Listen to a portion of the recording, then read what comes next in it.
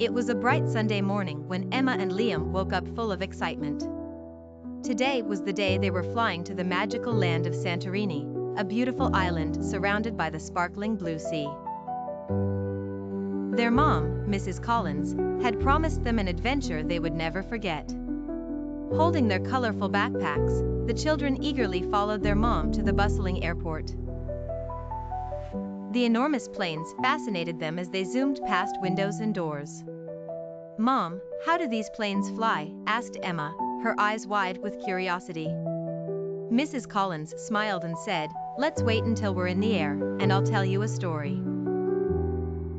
Before long, they were seated inside the airplane, and the huge engines roared to life. The excitement was palpable. The plane raced down the runway, stretching their necks. Emma and Liam peeked out of the windows, watching the ground slip away and the sky embrace them. After the seatbelt signs went off, Mrs. Collins leaned in and whispered to the children, "All right, let me tell you the story of Captain Lewis."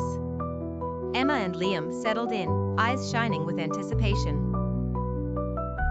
Mrs. Collins began, "Captain Lewis was a pilot, just like the one flying our plane today. When he was just a little boy, he dreamt of touching the clouds and seeing the world from above. So, he worked very hard in school, learning about math, science, and especially geography. He imagined traveling across continents, and one day, his dreams came true. As a pilot, Captain Lewis had many responsibilities. He had to make sure every single passenger was safe and comfortable, and he always knew exactly where to go, even when the skies were dark and stormy." Liam interrupted, "But how does he know where to go?" "That's a great question," Mrs. Collins replied. "Pilots like Captain Lewis use maps and instruments inside the cockpit to navigate. They talk to people on the ground called air traffic controllers, who help guide them safely through the skies."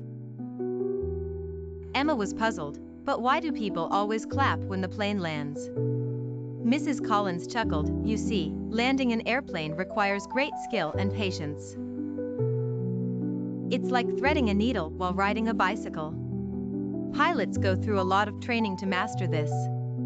So, when the airplane lands safely, people want to show their appreciation."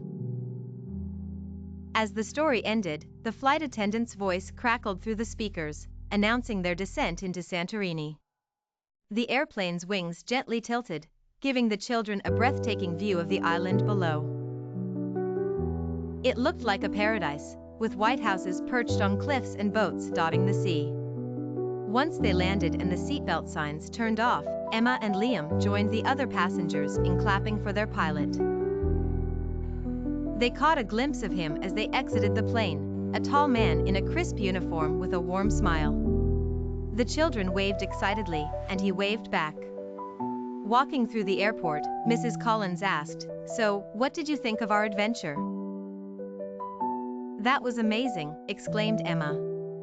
"I want to be a pilot like Captain Lewis when I grow up." Liam nodded vigorously, "Me too."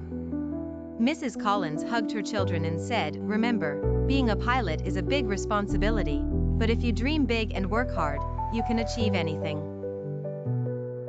As they stepped into the warm sunshine of Santorini, Emma and Liam looked at each other with a newfound sense of wonder and determination. The sky was no longer just a vast expanse of blue, it was a sky full of dreams waiting to be chased.